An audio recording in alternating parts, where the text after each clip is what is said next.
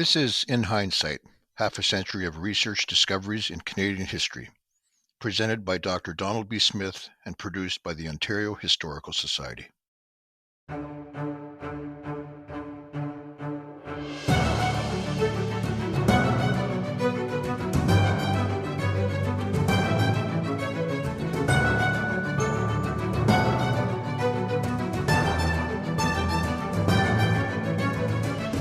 A great pleasure to talk about episode 4. The subject is a gentleman of whom I've taken great interest over nearly half a century.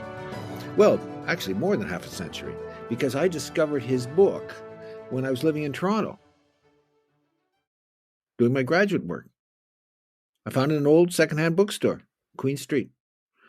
And the bookstore, well, had lots of titles, but the one that attracted my attention was a brown cover, still have it. It's entitled Longlands, and it's a story, the autobiography of a Blackfoot or Blood First Nations person. It was done in 1928. It's a real page-turner. It's really good. And I didn't know much about the Plains First Nations then. I was living in Toronto. My specialty still is, the Mississauga, or the Ojibwe-speaking peoples on the north shore of Lake Ontario, or the Anishinaabe. And actually is episode 5, so we don't have to spend time on that right now. But that is my specialty. And here I am in the secondhand bookstore, and I found this autobiography of a Plains First Nations chief who remembered chasing buffalo and the last skirmishes on the plains. I mean, it's just a barn burner, really good. So I read that book, and I'm in Toronto doing my PhD thesis on the Mississauga, but I logged it away in my brain, and I still had the physical copy. I get this job in Calgary, and one of my, we've done that in episode 1 and 2. That was the change in my life. It gave me a future. It was wonderful. It was teaching Canadian history, teaching my hobby at the University of Calgary. It was divine. And I was asked, though, to do a course. One of my courses was to be on the First Nations in Western Canada. Well, good luck. I didn't know much about them at all, because it's not the same. The First Nations world is as diverse as Europe. There's so many differences and stuff. So Plains First Nations, good luck. But I had read one book, Longlands story. Well, that was anyways, I had to certainly work on that. My course, that was my real assignment that first fall. I really got reading on the subject and loved it, and it became a very solid teaching area for me, but not research area. It's too much. I couldn't keep the Mississauga going and do the Plains First Nations as well. So anyways, in short, Longlands was help. He created my interest and all, and I knew all about him. And when I came west, this is 1974 in the fall, we have a wonderful museum here, the Glenbow Museum, and they have this terrific library.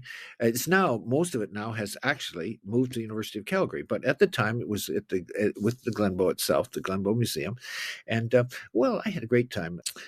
That first fall, it was exciting. I was preparing to teach a course in the Plains First Nations, and the literature was fantastic. Hugh Dempsey became a special friend. He's written many books on Indigenous topics, and really on Alberta history too. He helped me. And anyways, I was down at Glenbow researching, and I met Doug Cass, who became a personal friend, just started as an archivist. And Doug pulled out, I'm sure it was he, this box of material. I'd asked about Longlands, and there was a box of manuscript material on them. Oh, I was in seventh heaven. So I looked at that, and I read the book and all, and going into this box, there were some discrepancies. It didn't seem that all was there. Like his life story, participating in the last struggles on the plains and chasing the buffalo, it just didn't add up. He wouldn't have been old enough to have done all this stuff. So anyways, a doubt is in my brain. And I started poking around, and let me tell you what I found. But first, let's start with his life in the West. Sylvester Longlands, appeared in Calgary in 1919.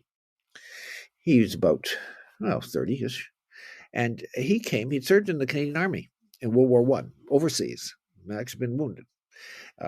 And he was asked for his discharge in Calgary, which is fine. And it was in this city, my city, that he learned the craft of journalism. He was a natural writer. always a gifted writer. And he applied for a job at the Calgary Herald. They hired him, and they trained him. They put him on every different beat, from police to sports to City Hall. And he was Native American. When he came to Calgary, he said he was Cherokee. And that's okay. Oklahoma. Okay. Well, he was a popular guy. He's a handsome, well-accomplished fellow, great athlete, great sense of humor, great writer. Everything was going well for him. Now, it wasn't a good time for First Nations in Calgary, honestly. There's a lot of there is still. I mean, but then discrimination was sky high. It was a bad time. But for him, no problem, because he moved everywhere. He went in every social circle. No barriers for him. And he was a darn good reporter. Well, these early years in Calgary, I was able to, Doug and Hugh Dempsey, and I got to know some of the old timers that remembered him, and they remembered him extremely positively. He was such an accomplished gentleman. Well, that really, fires were going very strongly on this one, and I still had Grail, but I'm now starting Longlands as well. Here's a man who cannot resist temptation. Give me a good research topic, I'm off. So here I am with my PhD thesis finished, my Grey Owl interest still percolating away, and going full blast now on Longlands. It was an appropriate moment because I was right on locale, and the papers were at Glenville. So I'll tell you what I first found out. After Calgary, he left Calgary in 1922, and he went to Vancouver. Just before leaving Calgary, he'd done what he really enjoyed, which was a series on the First Nations in Alberta. This is in 1921. He had a very, very enjoyable time doing that. And actually, the Bloods, there's 4 First Nations in the Blackfoot Confederacy. And one of those First Nations are the Bloods, or Kainai. And Longlens's article on the Bloods, or Kainai, was very positively received. And they adopted him. It was an honorary affair. It had no legal validity at all, but it's an honorific title. And they gave him the title Buffalo Child. So that's very important to remember, because when he leaves Calgary in 1922 and goes to Vancouver, he leaves as a Blackfoot or Blood. He tells the Vancouver Sun his story is that he is a Blackfoot, or actually Blood, and the name that he was given was Buffalo Child. He writes then for the Vancouver Sun as Chief Buffalo Child Longlands, and Chief Buffalo Child Longlands has proposed and it's accepted a series of articles on the First Nations of the Pacific Coast and the interior of BC. He does this in the late spring and summer of 1922. The articles are very interesting. Now, he's got a great imagination, so if you're in for the full factual record, better go elsewhere. And also, he doesn't have much time to do research. Heavens, he's earning his living from his pen, and he's good, but he doesn't have time for heavy-duty research. So some of it is limited value for history, but his picks up very well. He's very good at getting anecdotes and attitudes. He learns of the difficult situation the First Nations of BC are in. They didn't have treaties, and only very limited areas of BC were under treaty. The rest of the land had just been taken. There was tremendous injustice, and he records that. And this is his big value, in my opinion. He records, when others are ignoring it, the discontent of the Pacific Coast First Nations. And he does this in a series of articles. He called for better education and better medical, just exactly what the political organization was calling for, and treaties, respect for land rights. That is the giving back of land, expansion of reserves. So he's a real advocate here for First Nations. But again, no, please, the accuracy is low. However, this was a success. And what's next? Well, I found this out in my early research. Off he went to the Regina Leader and proposed a series on the Saskatchewan First Nations. And this was well received. Of course, good idea. That series did well. And the theme that he keeps referring to in his writing says, the First Nations are willing to accept the settler society, some of the aspects of it, but the purpose is not to be made into white men. The young people are not to be lost. They are to become better Indians.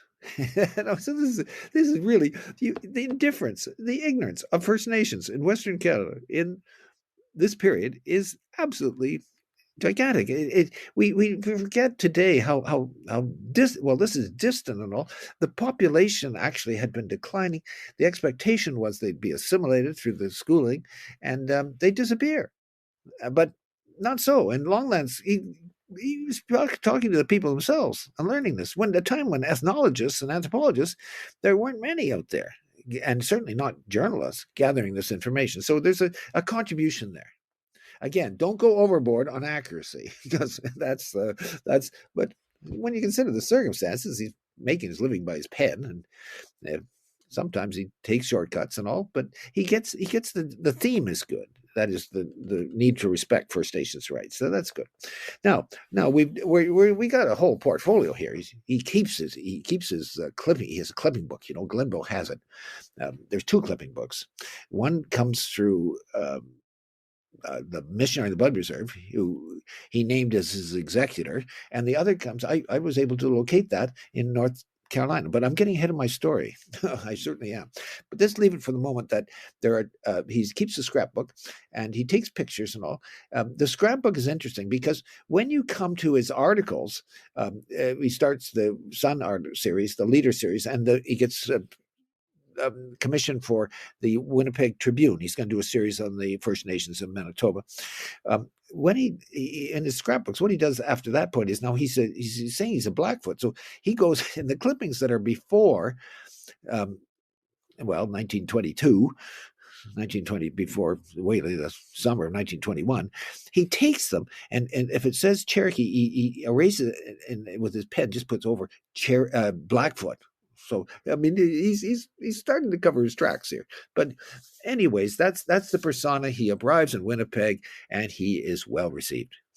This is now the biggest city in the prairies. It's 200,000 people. It's Winnipeg's a going concern. It's still a very, very important center, the hub of Western the prairies, and he fits right in. His smooth and popular writing style makes him a real hit. Now, it's not just First Nations. He does some series, and he finds out some things that are, like he had in BC and Saskatchewan, sort of embarrassing things, really. But he puts them in the paper, and he also covers cultural issues and all. And it's a very popularly written series and well received. But he was more than that. The Tribune used him for other stories. Basically, Winnipeg was his headquarters for 3 years, and he was a boxer. He's a great sport. He was a natural athlete. Natural writer. He's just Mr. Wonder Man here. But just to give an example, the Tribune saw the talents in this gentleman very early, and they knew he was a boxer. This is the great age of boxing. And Jack Dempsey is the key figure. The big Jack Dempsey heavyweight match in late 1923 in New York at the Polo Grounds. Well, the Tribune sent him down to Longlands to cover the fight. Now, that's quite something. That's quite an expensive operation. They sent him down and there were 90,000 people watching this fight between Jack Dempsey and an Argentinian boxer, I believe it was Argentinian, Firpo. And anyways, 90,000 people. That's more than the entire population of Calgary at the time. Well, Longlands covered it. Oh, man. Let's get some. Please, we don't have time for a lot of excerpts, but we do have time certainly for this one. This one I love. Longlands wrote the heavyweight boxing championship up in his own distinctive manner. Here's the quote. There may have been a fight more savage, spectacular, and brutal than the slugfest here Friday night between Jack Dempsey and Louis Angel Firpo, but it must have been back in the dark ages, when men wore leopard skins around their loins and wielded tree stumps instead of 8-ounce gloves. Oh, I love that. You just get the whole action, and that's Longlands. Handsome, well-dressed, and articulate, Longlands traveled in all social circles in Winnipeg. Population almost 200,000, the largest city in the prairies. He was at ease at the podium, spoke to gatherings of authors, to church and local service clubs. Rumors of his accomplishments raced through the city. The Tribune, his paper, described him as, quote, the youngest chief west of the Great Lakes and won by blood inheritance. Garnet Clay Porter, a senior journalist at the paper, nicknamed the Colonel, he believed that Longlands had 2 university degrees. Longlands himself convinced Professor Allison of the Department of English at the University of Manitoba and the Tribune's literary editor that he had won the Italian War Cross as well as the Croix de Guerre French award. Well, it was really a wow. Samuel Hayakawa, a young student at the University of Winnipeg from Vancouver, stayed with the Allisons and met him several times. Half a century later, the respected academic and university administrator had become a U.S. Senator from California. Senator Hayakawa kindly shared his recollections of Longlands with me in a December the 17th, 1980 letter. And this is another indication of his popularity in Winnipeg by a very important American politician in the 1970s, Senator Hayakawa, who said in his recollection that in company, Longlands was perfectly charming, a good storyteller and conversationalist, gracious and flattering towards women, camaraderie with men. Well, Longlands escaped much of the discrimination Indigenous people faced in Winnipeg, but there was one exception. As Charles Lamy, who was a Tribune columnist at the time, told me half a century later. He told me that on his first visit to the Fort Garry Hotel, a doorman had refused Longlands entry. When his friends at the Tribune privately complained, the hotel management promptly apologized to him. Well, that was the only recorded story I've heard of discrimination, because he just escaped it all. He was above it all. One talk of Longlands in Winnipeg really needs special attention because it was almost 100 years ago, exactly to the day. It was his address to the Canadian Authors Association at the University of Manitoba. Longlands at the meeting met a clergyman, Reverend John McLean, who had known Southern Alberta very well in the 1880s. He'd been the missionary there. He'd had tremendous respect for the Blackfoot and for their language. Longlands and he had a conversation about the language, and McLean, who learned it, explained, he explained this to the entire meeting after Longlands' talk. It takes 49 pages of foolscap paper to conjugate one Blackfoot verb. It's that important. It's that complicated and sophisticated. Interestingly, McLean, by the way, he spent 9 years there, and he never made a single convert. He told Longlands the reason for his lack of success. Longlands put it in his article. I mean, this is quite frank. McLean said, we wish, according to Longlands, we wish to make them white men, and they desire their children to become better Indians. Exactly what he'd found in Saskatchewan. There you got, that is so good. He's got it. Longlands has got it. Well, John McLean lived in Winnipeg in the 1920s until his death in 1928. He worked as the archivist of the Methodist Church, that's now the United Church in Winnipeg, and as well as the chief librarian at their college, the Wesley College, now the University of Winnipeg. In his 70s, this go-getter worked on a law degree in his mid-70s, which was granted 3 years later in 1926, 2 years before his death. Well, this gentleman is quite extraordinary, and Longlands certainly is that too. They talked together, and in their conversation at the Canadian Authors Association occasion, at their meeting, Longlands mentioned that he belonged to the blood tribe of Indians. Wow, what a coincidence. But that his mother was of the Cherokee tribe. Casually, he introduced this interesting detail about his mother. Well, this is incredible. He said this because he had to naturally explain why he didn't speak Blackfoot. Well, it was because his mother was Cherokee. This is really imaginative stuff, I'll tell you. Well, McLean, something seemed to be, well, not quite right. I mean, really. Well, did McLean follow up on this? Well, he had 2 jobs. No. And he was preparing his law, he's beginning his law studies. No. Even if he had wanted to, McLean would have no reserve energy to investigate this interesting disclosure. So Longlands is he's free, he's scot free, and he'll have other occasions, but he manages to get these questions sort of reduced to a minimum. Doesn't talk much about his early days, and he'll only do that when he publishes his autobiography in 1928. Now, having traveled widely in the West, doing stories, covering boxing matches, giving lectures, Longlands moved to New York City in 1927, where the next year he published Longlands, a work he intended as a piece of historical fiction, but one which his publisher insisted should appear as autobiography. The book did well. Critics praised it. Writing in the New York Herald Tribune in October 1928, Paul Redden, a well-known American anthropologist, described it as authentic and an unusually faithful account of childhood and early manhood. I cannot think of any work that could act as a better corrective of the ridiculous notions still prevailing about the Indians. So thumbs up from the distinguished American anthropologist. Longlance's imaginative autobiography brought wide public recognition, entry into New York's highest literary and social circles, and an opportunity to pass from print into film. He was offered and took a leading role in The Silent Enemy, a film about the life of the Ojibwe in northern central Canada before the arrival of the Europeans.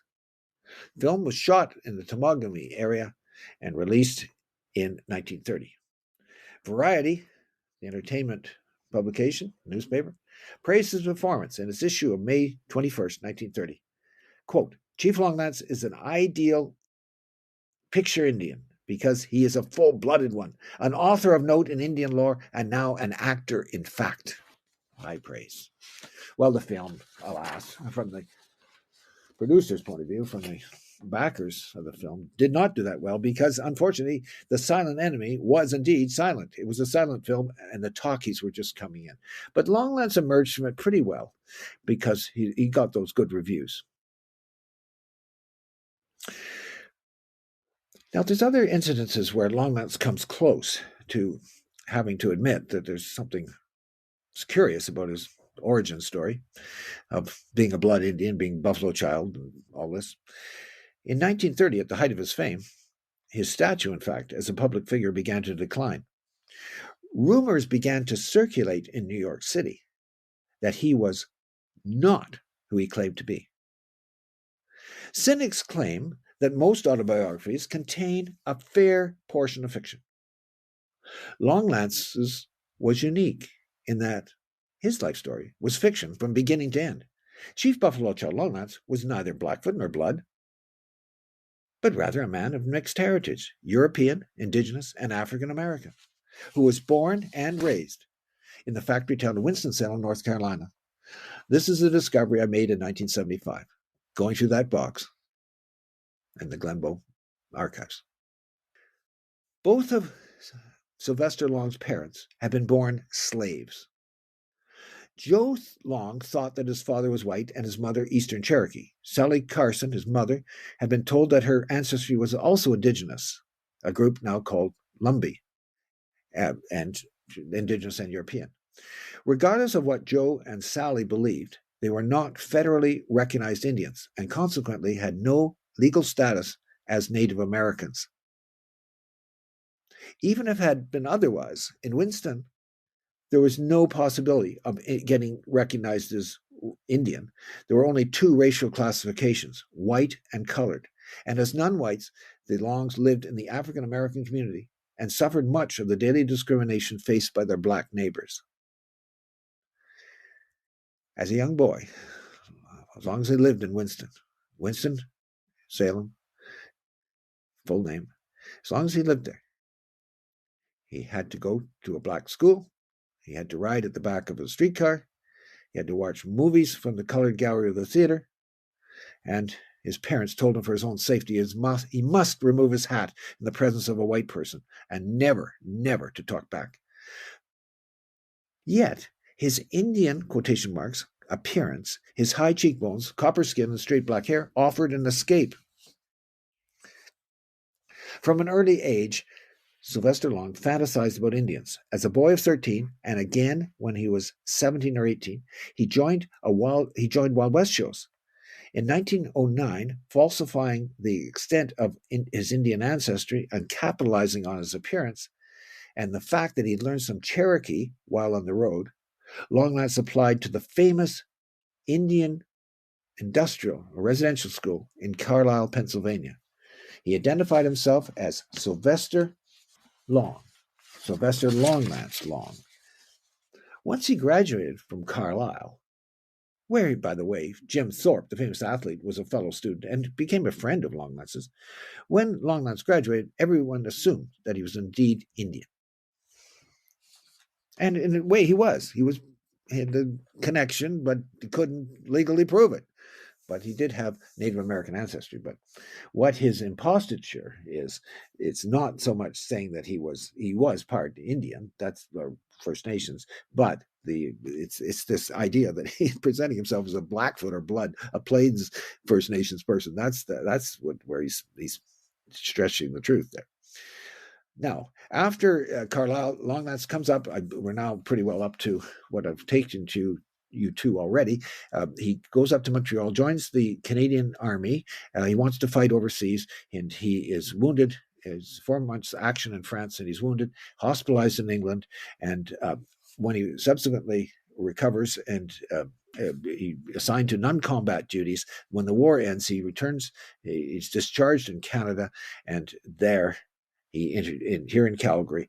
And of course, why Calgary? Well, it's quite clear now. He's trying to get as far as he can from the American South, from the discrimination. When he arrived in Calgary, he introduced himself as a Western Cherokee, the first major distortion of his identity. And it's in Calgary. He obtains that job. He gets the job that's going to be his ticket to independence. He becomes a reporter for the Calgary Herald, and he's a natural writer. He does very well and has this terrific career throughout North America, actually, eventually. Now, it's all breaking down because rumors getting out that he's part African American. Of course, this is the high point of segregation in the United States. This is what's the phrase? One drop is too many. If you're one drop of any connection with African American heritage, you're African American. So he's caught. He doesn't want to go back to that. So he sends money home to his family, helps them out and all, but he cannot go back himself. He's not going to go back to this life, which he's escaped. In 1931, Longlance moved to California to act as secretary and bodyguard to a wealthy American woman embarking on a trip to Europe. Well, on that trip, he suffered bouts of depression, became increasingly unstable. On his return to the United States, on 20th of March, 1932, he took his own life by gunshot at his patron's home in Arcadia, near Los Angeles. What's the legacy? Longlance's resides in his writings on the First Nations, in which he did good work in combating many negative stereotypes of Aboriginal people. For these articles, he carried out, as Alberta historian Hugh Dempsey has noted, quote, valuable fieldwork at a time when few ethnologists and even few journalists were concerned about the history of the Indian. Thank you.